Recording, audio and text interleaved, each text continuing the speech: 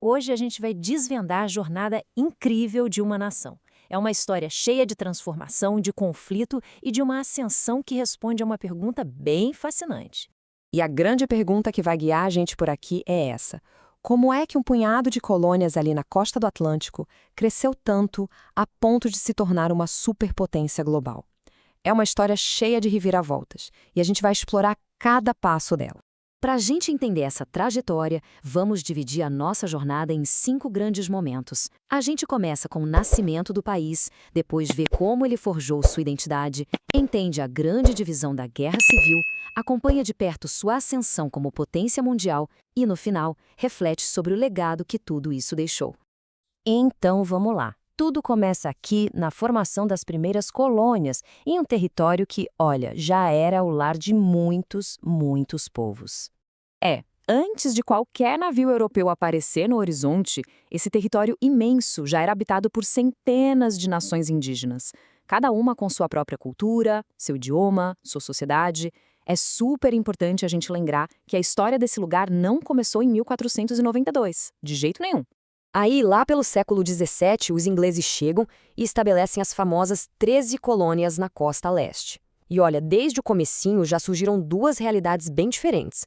Lá no norte, a economia se baseava mais em pequenas propriedades, no comércio, numa manufatura que estava começando. Já no sul, o sul era agrário, dependente daquelas plantações gigantes e o ponto central de tudo da mão de obra de pessoas escravizadas. Depois de um tempo, a Grã-Bretanha, cheia de dívidas de guerra, resolveu apertar o cerco e aumentar os impostos sobre as colônias. Vieram leis como a do açúcar, a do selo, e isso gerou uma insatisfação gigantesca. A coisa ferveu de vez com a festa do chá de Boston, sabe? Um ato de protesto que levou a coroa a impor punições pesadíssimas que ficaram conhecidas como as Leis Intoleráveis.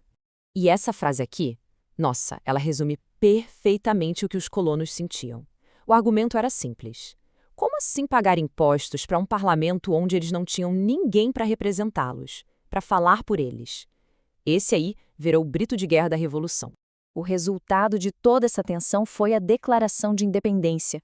No dia 4 de julho de 1776, os representantes das colônias oficializaram o rompimento com a Inglaterra. Era o começo da Guerra de Independência e o nascimento dos Estados Unidos da América. Com a independência finalmente conquistada, a nova nação voltou seus olhos para o interior do continente. E aí começou um período de expansão, drástica.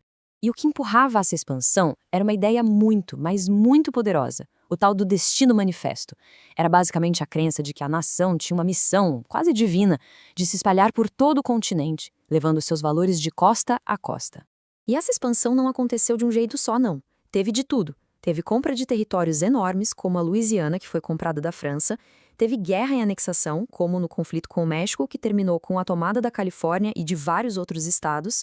E também teve política de incentivo, que levou milhões de colonos a se mudarem para o oeste. Mas, e aqui tem um mais gigante. É crucial entender que essa marcha para o oeste não aconteceu em terras vazias. Ela significou a remoção forçada, a violência e o confinamento das nações indígenas, que foram expulsas sistematicamente de suas terras ancestrais. É o lado bem sombrio dessa história de expansão. E conforme o país crescia, aquela rachadura que existia desde o começo, lembra? Só foi aumentando, se alargando, até que o conflito entre as duas metades da nação se tornou praticamente inevitável. Na prática, era como se existissem duas nações dentro de uma só.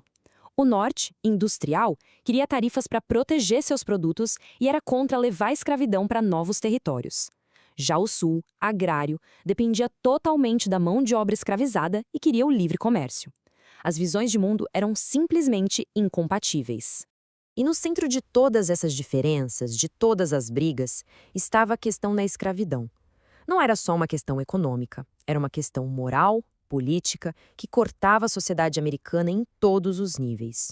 O estupim, a gota d'água, foi a eleição de Abraham Lincoln em 1860.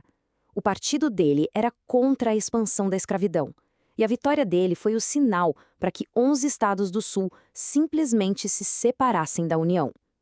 A Guerra Civil estava declarada. Foram 4 anos do conflito mais sangrento da história do país. No final, a União venceu.